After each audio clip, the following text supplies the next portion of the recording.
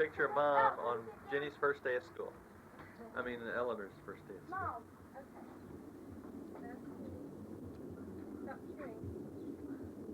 Sean, I'm taking your picture and you're taking a bite. Oh, no.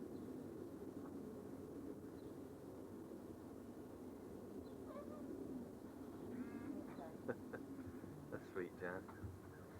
Okay, kiddos. Goofy birds. Mary Eleanor's first day at Higher Elementary School. August 14th, 1995. Okay. Mom, make that Robert S. Higher Elementary School. Okay.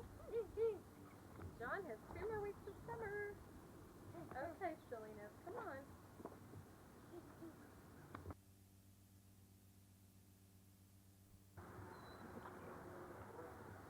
Fine Arts, Morgan Taylor, etc. 6th grade coming in, 1996, Providence Christian School. This is the Koigenheim Gallery.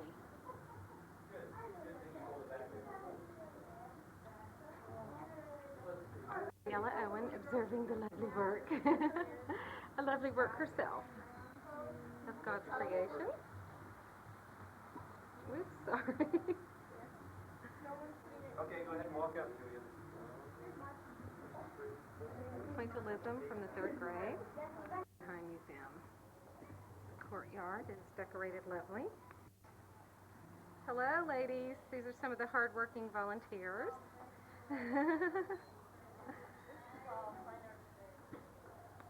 Only $29.95. 1-800-223.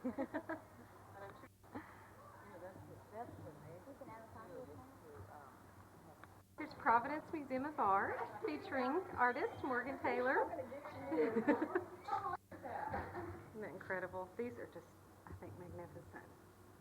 We still didn't mark their ages, did we? I know, and that's kind of her job. So,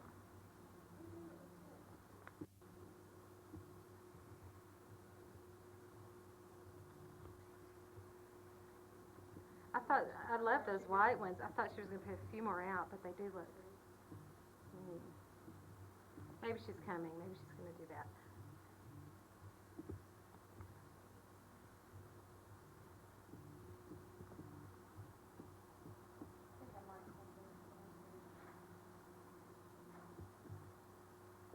Madonna and Child. Little frescoes.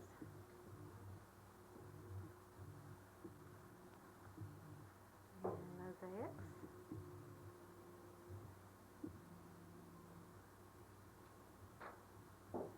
Mummies. Up there looks like funny spacing on that one. I need to go back.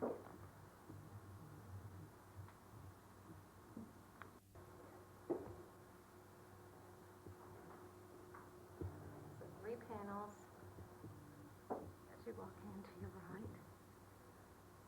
Sailing room.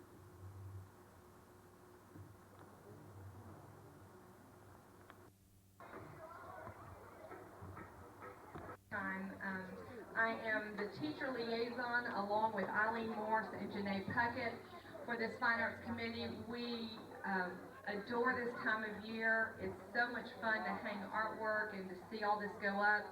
One is in the small chapel, and so we want you to ask that again for Wednesday. And so I'll make that announcement. Wednesday will only be for 4th through 8th in the courtyard, and the younger kids are going to go back to their classrooms with their teachers, and you can pick them up then. This is a time for specific grades to enjoy their work with their parents.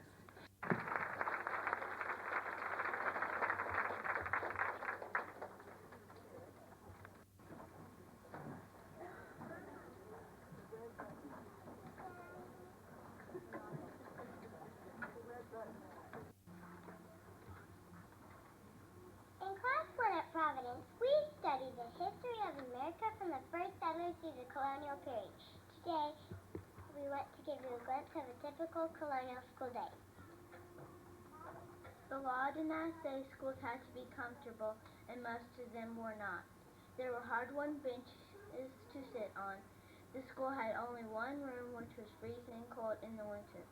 The only heat came from the fireplace. Every child had to bring firewood for the fire. If he forgot, he had to sit far away from the fire. He had to sit in the coldest part of the room until his father brought firewood. Older children use the book called the New England Primer. They recite their lessons from this book.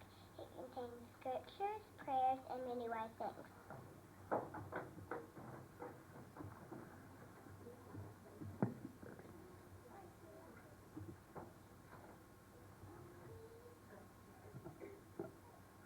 Love God with all your soul and strength, with all your heart and mind. And love your neighbor as yourself. Be faithful, just, and kind. Deal with another as you'd have another deal with you. What you are unwilling to receive, make sure you never do. Good children must fear God all day. Parents obey, no false things say. By no sin stray, love Christ always, in secret pray. Mind little play, make no delay in doing good. Praying. Be ye to others kind and true, as you'd have others be to you. In these Dunce, you had to sit on a dunce stool and wear a dunce hat. Sometimes you had to wear leather eyeglass frames. You had to wear a sign around your neck that said, "Idle boy." If you got caught biting your nails, you had to wear a card that said "Bite Finger Baby." If you went to school in colonial days and did not behave, ouch.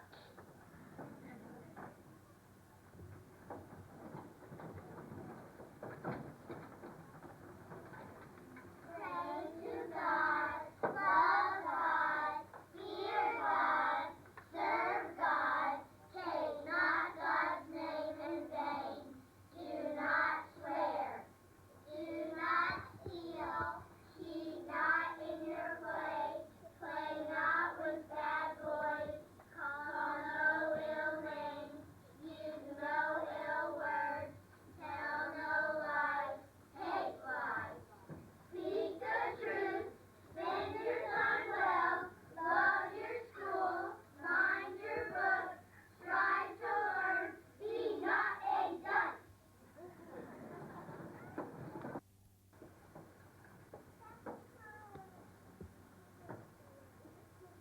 The Mist and All by Dixie Wilson. I like the fall, the mist and all. I like the night owl's lonely call and wailing sound of wind around. I like the gray November day and dead bare boughs that coolly sway against my pane. I like the rain. I like to sit and laugh at it and tend my cozy fire bit. I like the fall, the mist and all. Treasure I slip a coin, that some contain, nor I cease purloin. Oh, better than the missing of a gold-crowned king is the safe kept memory of a lovely thing.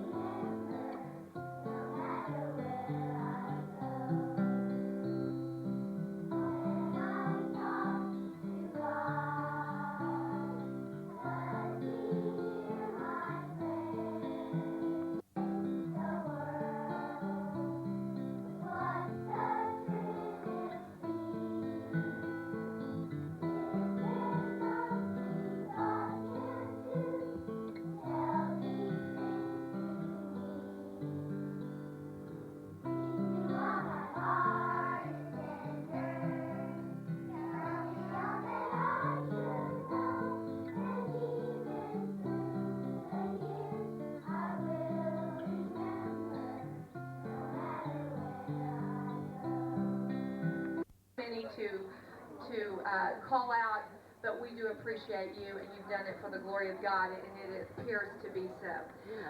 We also want you to know that children should not be unattended. This is first through third day in the courtyard. We'd ask that only those classes be out there. Please, for the little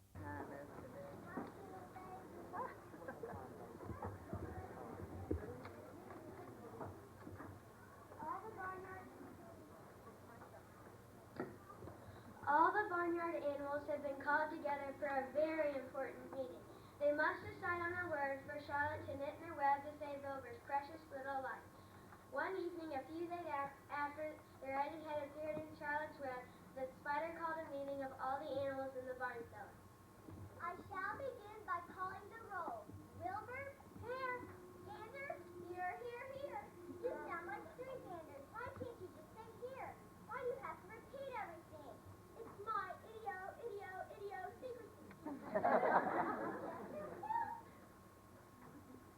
Goslings 1 through 7. Now, wait up. This is getting to be quite a meeting. Anybody would think we had 3 ganders, 3 geese, and 21 goslings. Sheep, lamb, Templeton. Well, we are all here except the rat. I guess we can proceed without him. Now you all must have noticed what's been going on around here the last few days. The message I wrote in my web praising Wilbur has been received. The Zuckerman have fallen for it, and so has everybody else. The Zuckerman thinks Wilbur is an unusual pig, and therefore he won't want to kill him and eat him.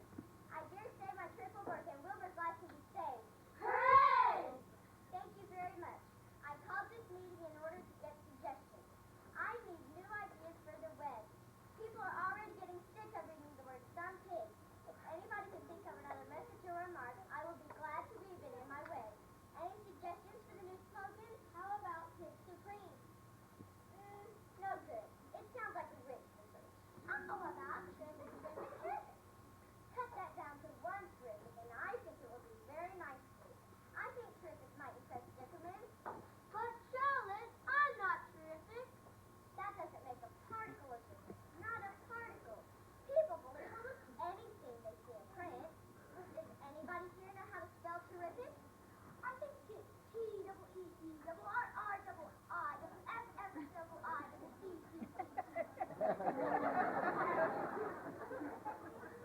What kind of an acrobat do you think I am? I would have to say fight to the pants in order to Sorry. I agree that there should be something new written in the web if Wilbur's life is to be saved. If Charlotte needs help in finding words, I think she can get it from our friend Templeton. The rat visits the dump regularly and has access to old magazines. He can tear out bits of advertisements and bring them out here to the barn cellar, so Charlotte can have something to market. Good idea, but I'm not sure Templeton will be willing to help.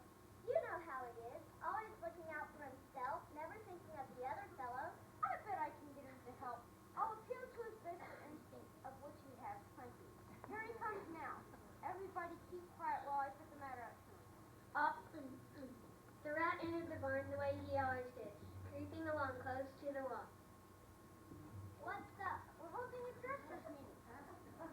We'll break it up. Meeting's warming.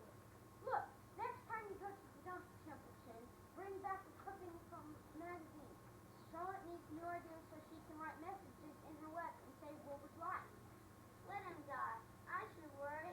You'll worry all right when next winter comes. You'll worry all right on the funeral morning next January when Wilbur is dead and nobody comes down here with a nice pail of warm slops to pour in the trough. Wilbur's leftover fruit is your chief source of supply, Templeton. You know that. Wilbur's fruit is your fruit. Therefore, Wilbur's house stands empty day after day.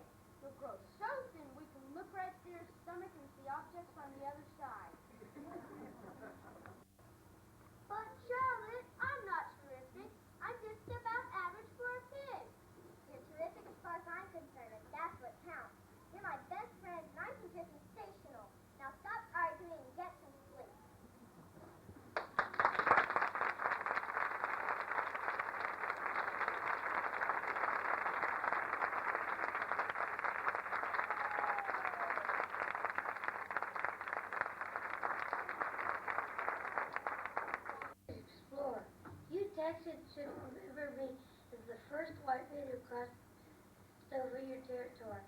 I crossed from Galveston Island to El Paso with 3 companions barefoot.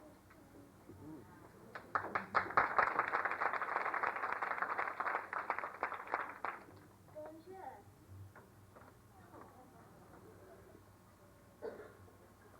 Bonjour.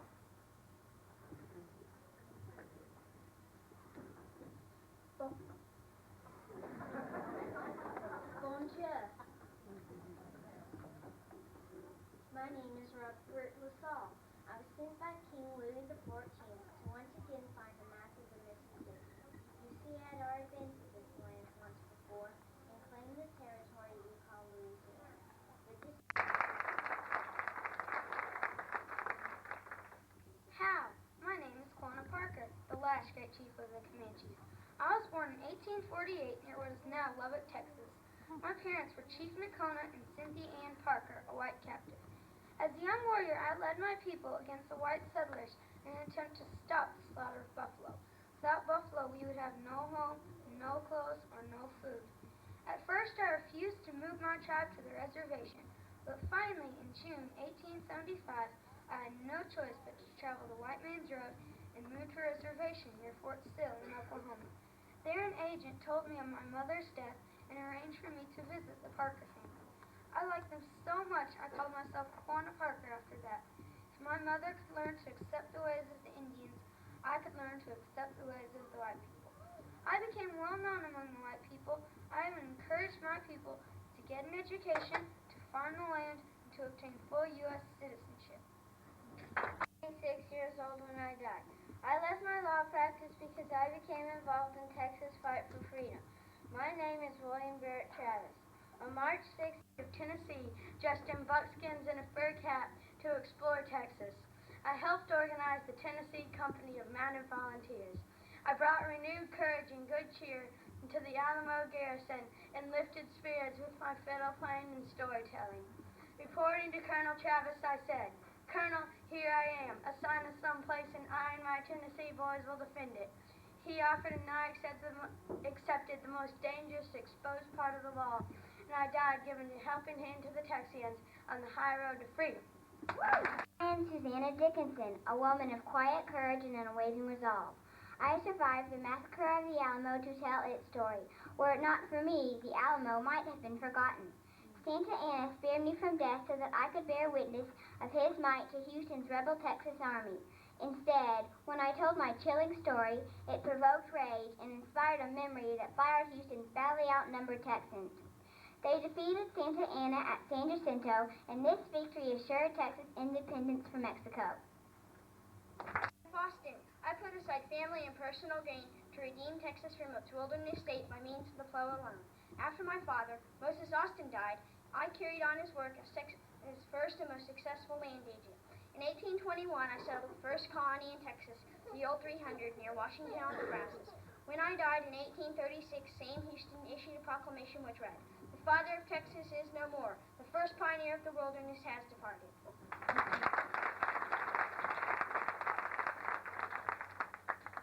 My good friend Andrew Jackson sent me, Sam Houston, to Texas as an Indian agent because I understood the Indian ways. I became involved in this disagreement with Mexico. I won the Battle of San Jacinto as commander of the Texas Volunteers.